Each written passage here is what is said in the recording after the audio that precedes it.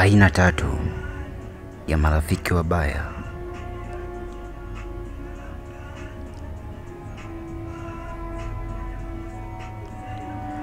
Kwanza kabisa,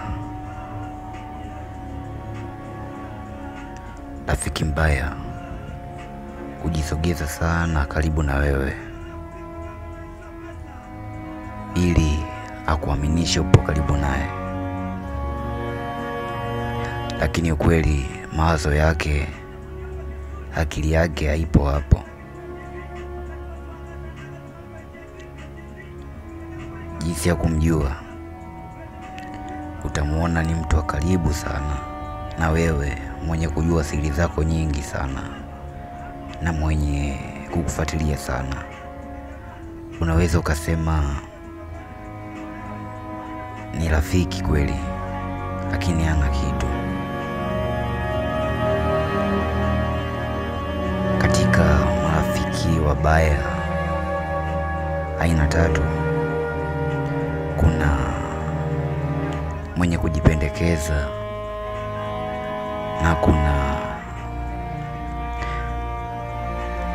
mwenye kujifanya kukusaidia sana. Anajifanya na kusaidia sana ili mradi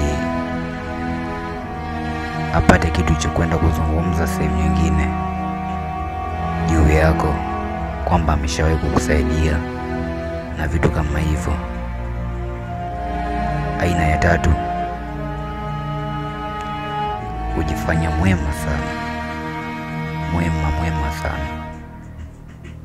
ili kujificha. Hata siku ukiwa una mawazo labda ya kuna mtu ametoa siri zako, kuna mtu